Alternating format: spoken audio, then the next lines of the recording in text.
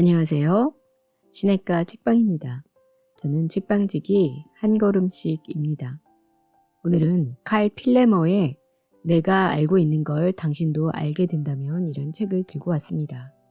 이 책은 한마디로 오랜 삶을 살아오신 인생의 현자들, 즉 노인들에게서 듣고 배운 바를 정리한 것들입니다. 8만 년의 삶, 5만 년의 직장생활, 3만 년의 결혼. 우리는 매일 버거운 삶을 살아가는데요. 그 버거운 삶을 조금이라도 덜어내고자 우리는 유명 작가의 책을 읽고 전문가들의 강연에 참석하고 SNS를 통해 수많은 사람들의 목소리에 귀를 기울입니다. 그럼에도 인생의 지혜에 대한 갈증은 좀처럼 해소되지 않는데요. 노력과 정보, 의지와 열정이 부족해서일까요?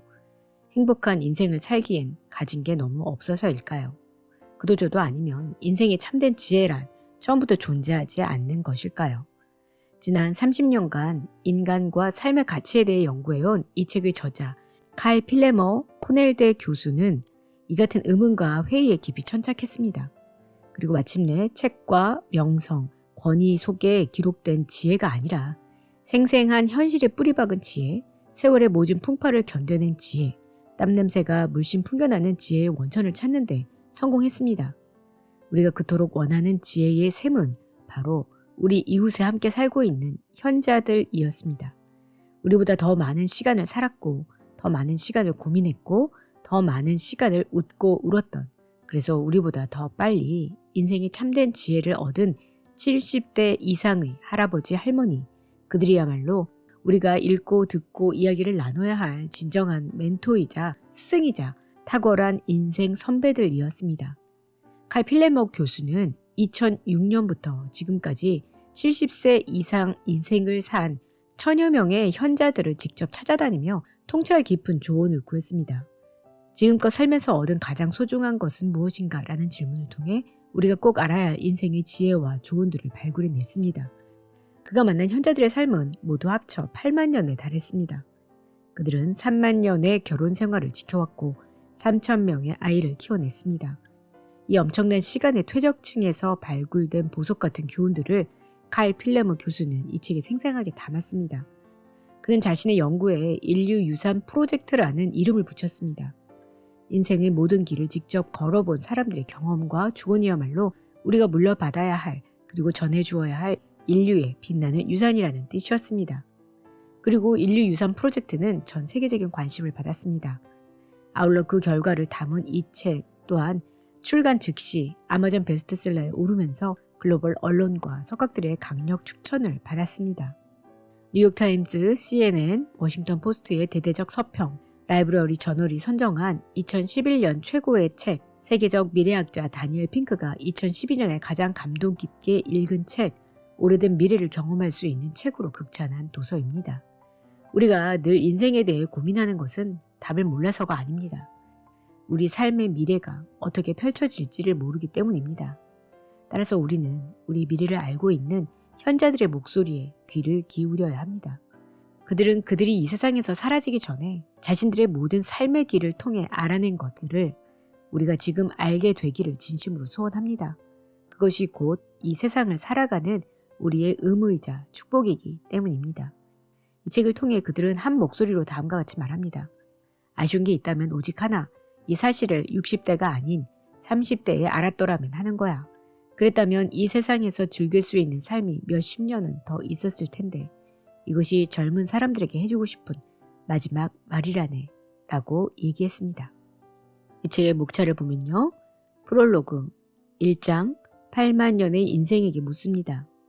2장 아름다운 동행, 잘 맞는 짝과 살아가는 법. 3장 행복하게 맞는 아침, 평생 하고픈 일을 찾아가는 법. 4장 등을 보고 자라는 아이, 건강한 아이로 키우는 법. 5장 하강의 미학, 지는 해를 즐기는 법. 6장 후회 없는 삶, 그랬어야 했는데에서 벗어나는 법. 7장 행복은 선택일 뿐, 나머지 인생을 헤아리는 법. 8장 당신의 삶에서 가장 중요한 것은 무엇입니까? 에필로그로 되어 있습니다. 오늘은 4장까지 정리해 드리도록 하겠습니다. 이 책은 전반적으로 이야기의 흐름이 있는 것이 아니기 때문에 여러분이 책을 보실 때에는 원하는 것들을 먼저 보셔도 좋은 방법이라고 생각이 듭니다.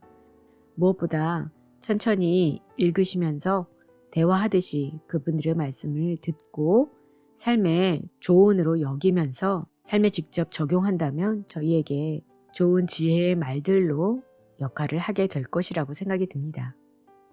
1장 8만 년의 인생에게 묻습니다. 내 경험을 비추어 보면 인생에는 완벽한 성공도 절망뿐인 실패도 없다. 나이를 먹다 보면 하나하나의 사건들을 더 넓은 맥락 속에서 파악하는 분별력, 즉 폭넓은 시각으로 사리분별을 하는 능력이 생기게 된다. 그러다 보면 점차 타인에게 관대해지고 좀 더 느긋하게 살고 싶은 욕망이 생기고 현재 삶에서 소소한 즐거움들을 발견하게 된다. 나는 노인들이 가장 현명한 사람들이라 믿는다. 그래서 이 책을 쓰면서 노인들을 지칭하는 특별한 용어를 사용했다. 바로 인생의 현자다. 노인들은 다른 연령대 사람들에게는 없는 지혜의 원천을 가지고 있다. 그들은 자신의 삶을 살았고 젊은 사람들은 가보지 않은 곳을 가보았다. 이 시대의 노인들은 현대를 살아가는 대부분의 젊은 사람들은 상상하기도 힘든 경험을 했다. 병, 실패, 억압, 상실, 위험 등 갖가지 힘든 산을 넘어왔고 어쩌면 우리가 앞으로 겪어야 할 한계보다 훨씬 더 큰 한계 상황으로 내몰려왔다. 그들은 그 속에서 살아남았고 헤아릴 수 없는 통찰력과 초월적인 지혜를 얻었다.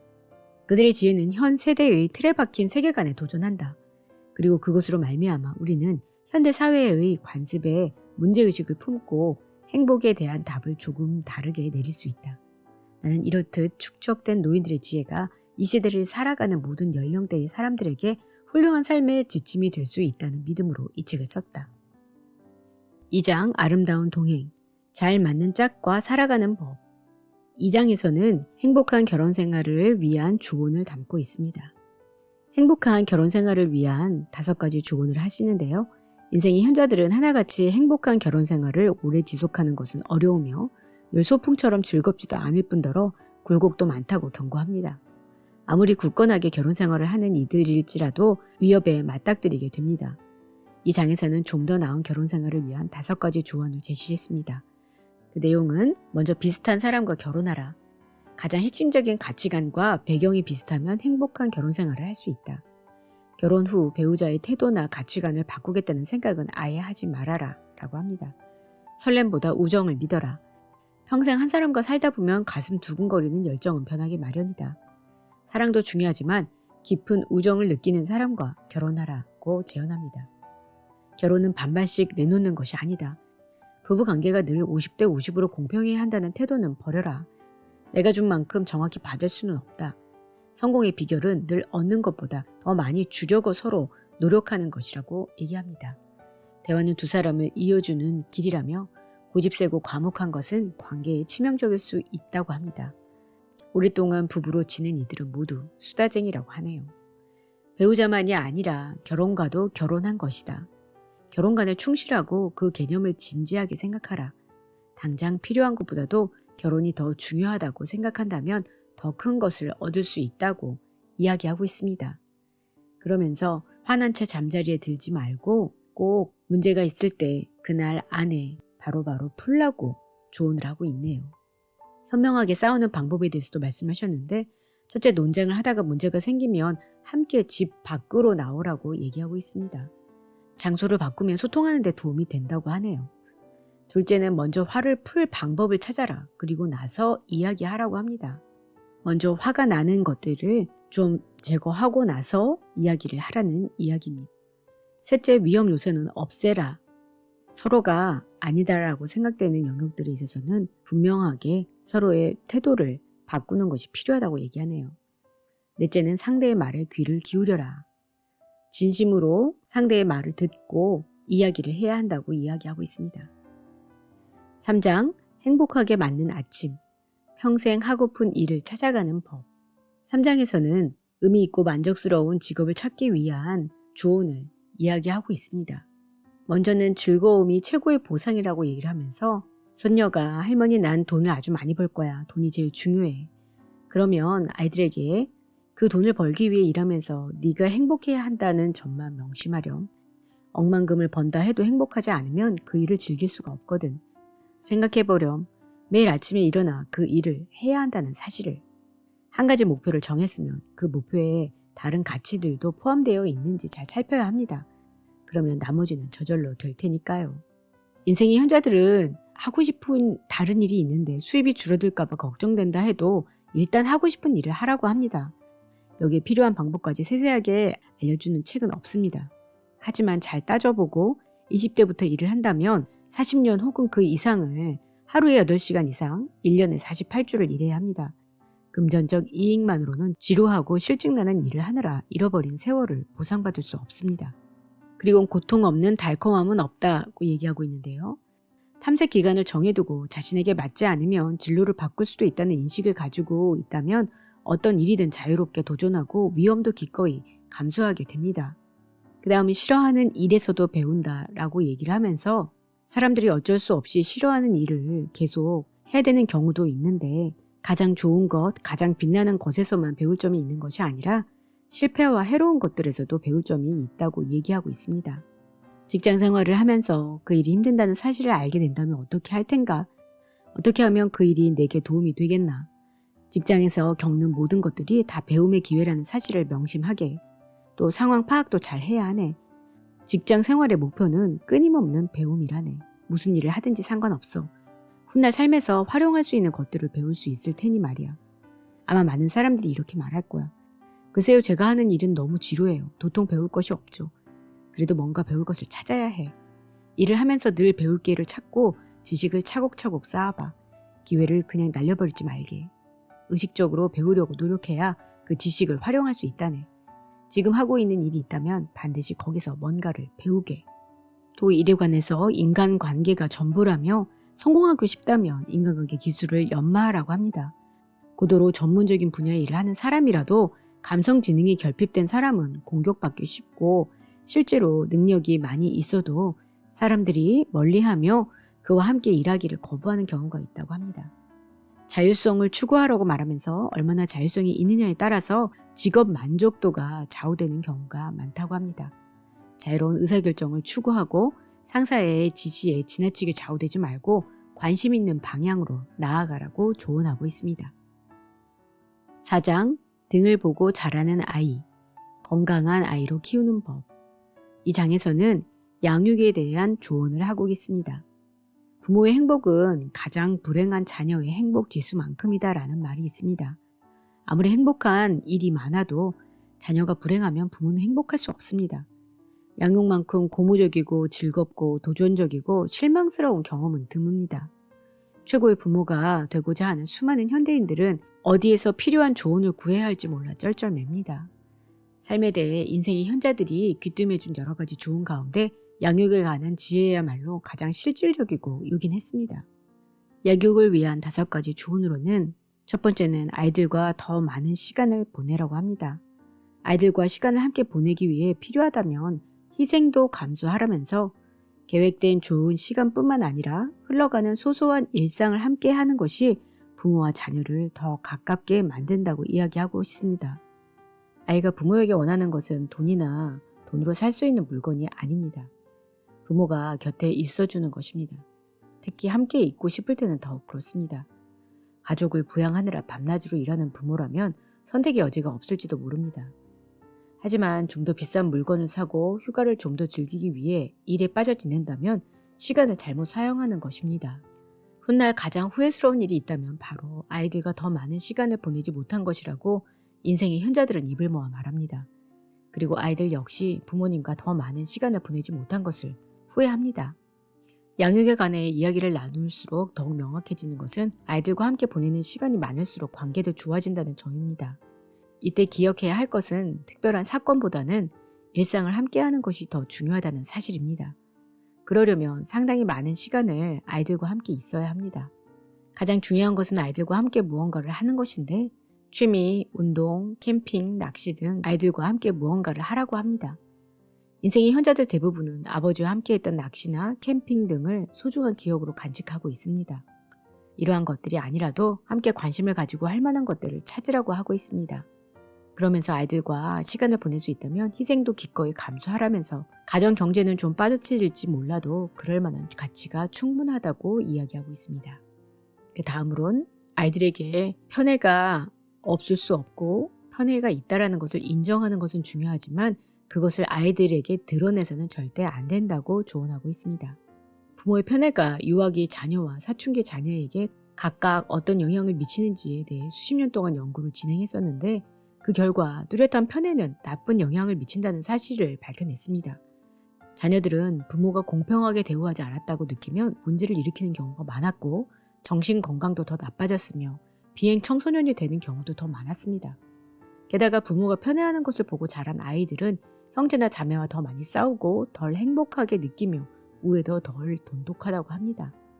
어린 시절을 보낸 지 60년, 70년, 심지어 80년이 된 인터뷰 대상자들도 부모의 편애 때문에 겪은 일들과 상처를 회상할 때는 복받치는 감정에 목이 메어 말을 잇지 못하는 경우도 많았다고 하네요. 그리고 아이들을 절대로 체벌하지 말라고 이야기하고 있습니다. 체벌은 상처만 될 뿐이고 때리고 나면 부모도 속상하고 좋은 점이 전혀 없는데 굳이 체벌을 해야 할 이유가 없다라고 이야기하고 있습니다. 그리고는 쪼개진 바위는 다시 붙지 않는다면서 관계에 문제가 있었을 때 바로 그 문제를 해결하라고 이야기하고 있습니다. 균열의 원인은 다양한데 각자 삶의 방식 때문에 균열이 생기기도 합니다. 결국 부모와 자녀 사이의 균열은 배신, 모욕, 분노, 차별 등 돌이킬 수 없는 어떤 원인으로 말미암아 부모나 자녀 중 둘 중 한쪽이 혹은 둘 다 내린 결정입니다. 관계의 균열을 방지하는 방법으로 첫째는 균열의 조짐을 초기에 파악하고 진정시켜야 하고 둘째로 균열이 발생하면 즉각 조치를 취해야 한다고 합니다. 셋째는 불화가 생겼을 때에 화해가 필요한 쪽은 부모라고 이야기합니다. 훗날 자녀에게 바라는 것은 아이들이 나를 좋아했으면 나와 가까이 있었으면 하는 소박한 것들입니다. 인생의 현자들은 훗날 그런 바람을 이루는데 걸림돌이 될 만한 행동은 반드시 피해야 한다고 말하고 있습니다. 옛말에 미래의 이익을 가져다 줄 일은 반드시 지금 해야 한다는 말이 있는데 인생의 현자들이 들려주는 양육의 조언 역시 이 말과 상통합니다. 자녀에게 어떤 행동을 할 때 어린 자녀건 성인이 된 자녀건 장기적인 관점에서 생각해야 합니다. 그리고는 완벽한 아이로 키우겠다는 생각을 버려라. 완벽한 부모가 되겠다는 생각도 버려라. 가능한 한 쉽게 키워라 라고 이야기를 합니다. 만족스러운 양육이라는 말은 자녀에게 실패를 허용한다는 뜻입니다. 완벽한 아이로 키우려는 욕심을 버리고 잘못을 통해서 배울 수 있도록 아이를 내버려 두라고 권고하고 있습니다. 인생의 현자들은 자녀들에게 거는 기대를 낮추고 불가피한 실패도 늘 염두에 두라고 말합니다. 문제가 생겼을 때 중요한 것은 대처하는 방법이지 완벽한지 아닌지가 아닙니다. 인생의 현자들은 완벽함을 포기하고 만족스러운 정도로 대체하라고 조언합니다. 양육에 관한 조언을 말하면서 완벽함을 요구한 인생의 현자는 한 명도 없었습니다. 그들이 강조한 부모의 덕목은 오직 열린 마음과 아이들의 말을 들어주는 자세 그리고 선의였습니다. 네, 오늘은 칼 필레머의 내가 알고 있는 걸 당신도 알게 된다면 4장까지 정리해드렸습니다. 다음 시간에는 이 책의 5장부터 에필로그까지 정리해드리도록 하겠습니다. 그럼 다음 시간에 뵐게요. 안녕히 계세요.